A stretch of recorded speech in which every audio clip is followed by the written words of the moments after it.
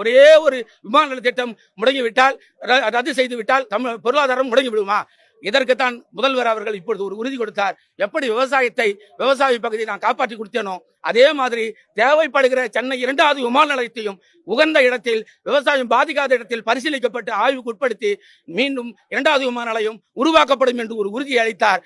எப்படி விவசாயத்தை அவர் காப்பாற்றினாரோ அதே மாதிரி தமிழகத்தையும் காப்பாற்றுவார், தமிழக தொழில்துறையும் காப்பாற்றுவார். அதில் மாற்று கருத்து இல்லை. உறுதியாக நம்புகிறோம். மீண்டும் மீண்டும் கோடான கோடி நன்றியை தமிழக முதல்வருக்கு உரித்தாக்குகிறோம்.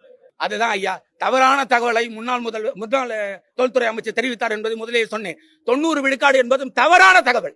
விவசாய பெருங்குடி மக்கள் நாங்கள் சொல்கிறோம், அவர்களுடைய அரசு அவர்கள் வெளியிட்ட தகவலின்படி 1700 ஏக்கர் 5740 ஏக்கரில் 1700 ஏக்கர் 90 விழுக்காடா? கணக்கு தெரியாமல் சொல்கிறாரா?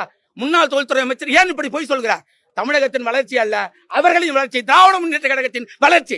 அங்கு ஒரு மாபியா கும்பல், அங்கு ரியல் எஸ்டேட் 5 ஆண்டுகளுக்கு முன்னாலே விமான நிலையம் வருகிறது என்ற அடிப்படையிலே அனைவரும் தெரிந்து முன்னாள் ஆளுங்கட்சி திராவிட முன்னேற்ற கழகத்தை சார்ந்தவர்கள் அங்கே இன்வெஸ்ட்மெண்ட் செய்து விட்டார்கள், முதலீடுகளை செய்து விட்டார்கள், முதலீடு போட்டு விட்டார்கள். கோடிக்கணக்கான முதலீடுகள் போட்டுவிட்டு அது 3 மடங்காகும் 4 மடங்காகும், நம்ம பரட்டி கொண்டு வாரி வந்து விடலாம் என்று எதிர்பார்த்தார்கள்.